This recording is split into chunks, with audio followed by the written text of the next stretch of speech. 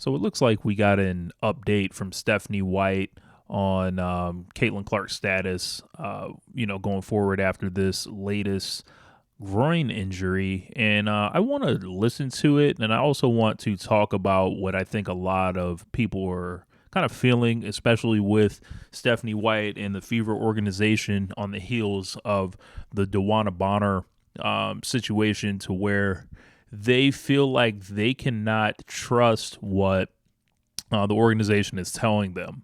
I actually had a question in my comment section on the last video where somebody did express about, feeling like they could not trust the organization. I think a lot of this comes down to the organizations wanting to protect themselves, protect the information, and don't want the actual truth out there. And this is not exclusive to the Fever. This is not exclusive to the WNBA. I follow pro wrestling and the inner workings of it, and seeing how companies deal with stuff like concussions. They don't let that stuff get out to the public. They are very protective about injury reports for whatever reason. And it's kind of the same thing here. So let's take a look at what Stephanie White had to say. Follow me on Twitter at RichLatta32. With Caitlin, when did you guys find out about this groin injury, and how much of an absence do you expect from her beyond today? Yeah, late last night. I think it's very much a day-to-day thing, how she responds to treatment.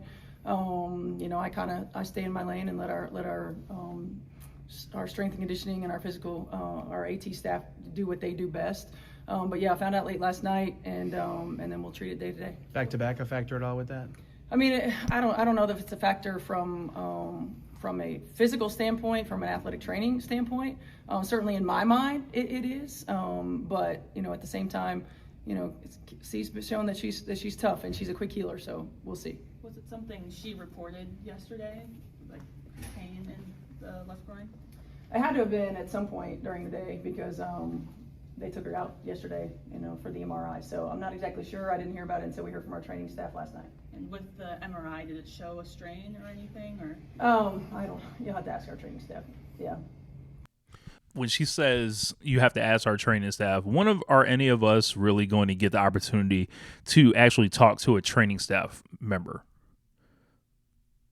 I don't think that actually is going to happen. So like what Stephanie White is doing right there is basically saying, I can't tell you, even if I could tell you, it's not going to be announced through me. It's going to be announced just how they announce everything else. They're going to announce it through a press conference. They're going to announce it through a press release, a tweet with the information. These organizations are very private, especially with, the injury information, because people go crazy about injuries, and like there also could be liability issues, legal stuff that could come from this, like as far as like with the athlete and with the team, different stuff like that. If they were like, hey, you were putting my diagnosis stuff out in the media, and it's a great way to fall out with your star players by just completely revealing everything about their injuries, or stuff about the injuries that is not approved across the board. And when I say across the board, I mean the coaching staff, the players, and ownership. All these things have to be on the same page. You do not want to end up in a situation where it's like Derrick Rose, where the fans are like, oh man, are they coming back to play? And it feels like there's mixed signals. So I think Stephanie White is basically just trying to get through the press conference and not really give up too much information other than what has already been released. And I know it feels like she fried a lot of her credibility with that DeWanna Bonner stuff. So let's pull that DeWanna Bonner video up, and knowing what we know now, and watch that back to see where the shielding was per se. Okay, so this is from June 21st, which is 5 days ago. And on this tweet, it basically says, Stephanie White says DeWanna Bonner is doing well, but there's no timeline for her return. Now we know the team was working to trade her during this time. So at this point, Bonner had missed 3 games. How is she doing? Is there any timeline for her return? Yeah, she's doing well. She's doing well. Again, no timeline. I think it's day to day, and for us to just make sure that we're continuing to be supportive of DB and her. How is she? So like, I know. It looks like she's a lying liar lying, right? But I think she was just protecting information that they obviously did not want to reveal until a later date.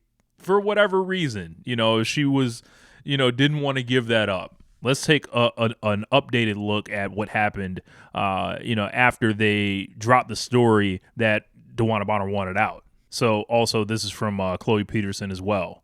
So now this is as of 2 days ago.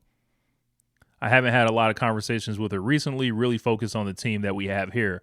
Before, she just said she's doing all right. So there's a little bit going on here. Obviously, there were reports today that DB isn't or doesn't intend to return to the team. Just what conversations have you had with her and with the front office about that? Yeah, I've had a lot of conversations recently. Really been focused on the group that we have right here and what we need to do to position ourselves to win. At best, that would be a non-answer. So my mentality on trying to decipher what organizations want to tell you is, who does this information benefit?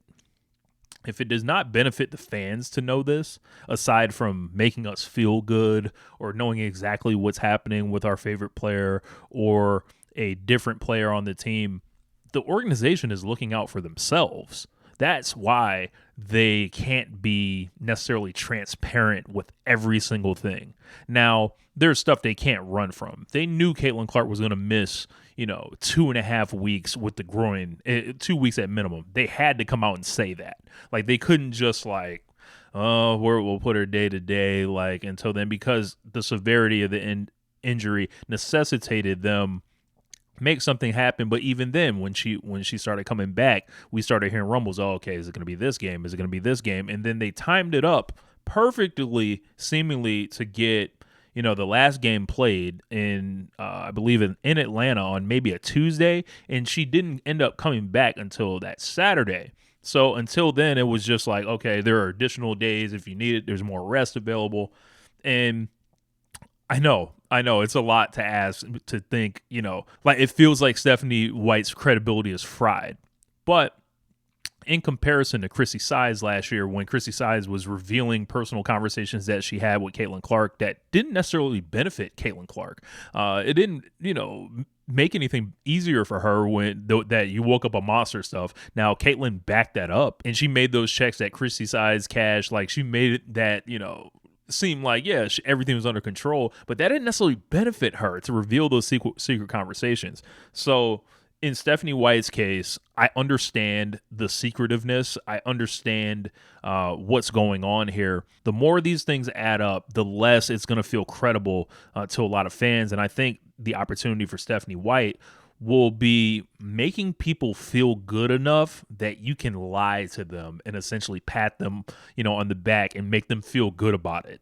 That's the next, level of PR, to go into this stuff. So day to day, we'll see, we'll come back, we'll revisit the comments. I love reacting to the comments, comparing and contrasting and seeing where the inconsistencies are, because there's what they tell us, there's what they want us to know, and then that little area in between to where we can figure it out ourselves. So anyway, my name is Rich Latta. Hope you guys enjoyed this video. What do you make of Stephanie White's media strategy, and also, the timeline of these different things that maybe undo some of the things that she said? Make sure you join the membership tab. Got a lot of great benefits there if you want to support the channel. My name is Rich Latta. This is One Lifetime. Peace.